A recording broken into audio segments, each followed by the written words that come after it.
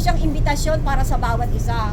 Sabi po ng Panginoong Hesus sa Lucas 11:13, kayo, bagamat masasama, marunong kayong magbigay ng mabubuting bagay sa inyong mga anak, gaano pa ang inyong amang nasa langit ang magbibigay ng kanyang banal na espiritu sa mga humihingi nito sa kanya.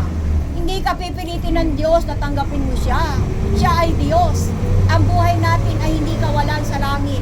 Ngunit, pagiging kasikipan lang tayo kung tayo mapupunta ng impyerno. Kaya po yung magiging desisyon mo, yan ang iyong magiging destinasyon. Kung ikaw ay magkakaroon ng bukas na puso, tatanggapin mo siya sa loob ng iyong buhay, gagawin mo siyang hari at Panginoon. Sabi niya, gagawin kanyang tirahan, tahanan, pahingahan ng kanyang banal na espiritu. Hindi po siya mamilit sa iyo. Ang pwede ko lang pong gawin sa iyo, gabayan ka doon sa natutunan kong panalangin mula sa kasulatan. Pero tandaan mo po, hindi kita kayang patanggapin, hindi kita kayang isilang muli, hindi kita kayang baguhin, at hindi kita kayang iligtas. Walang sino man ang maaaring makagawa niyan, liban lamang kay Kristo Jesus, na anak ng Diyos, na siyang nagbigay ng kanyang buhay para sa bawat isa. Kaya po ngayon, mananalangin po ako. Kung nais mo pong sumunod, sumunod ka lang po, dahil ang Diyos lang ang nakakakita at nakakasaliksik ng iyong puso, at siya ang nakakaalam kung tunay at dalisay ang iyong gagawing pagbubukas sa iyong puso para sa Kanya. Nalangin po tayo.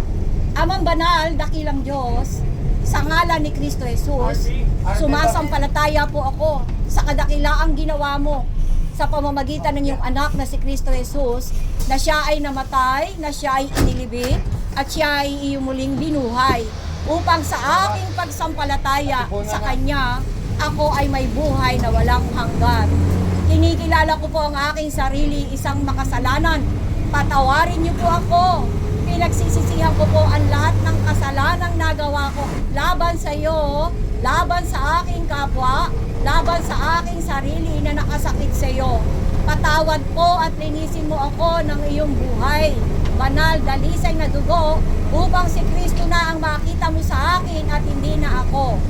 Inihiling ko rin po, isulat mo ang pangalan ko sa aklat ng buhay, upang kapag dumating na ako sa hangganan, nakarehistro ang pangalan ko sa iyong aklat ng buhay, ako po ay makapapasok sa iyong kaharian sa piling mo.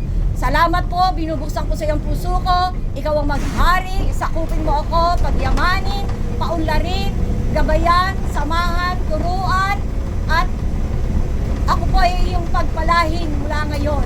Ipinapahayag ko mula ngayon, ikaw na ang Panginoon at Diyos na maghahari at kikilalanin kong Panginoon ng aking buhay.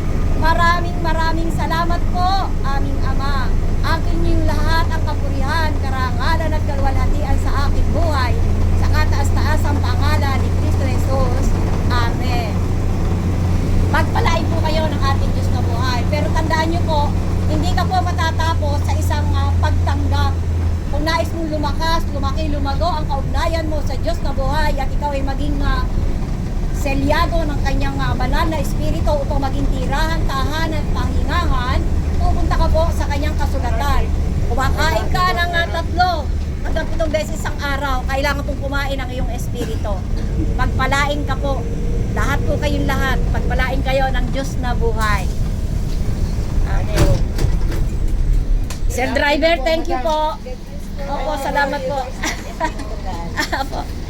Sir Conductor, thank you po. God bless po. Pagpalain kayo.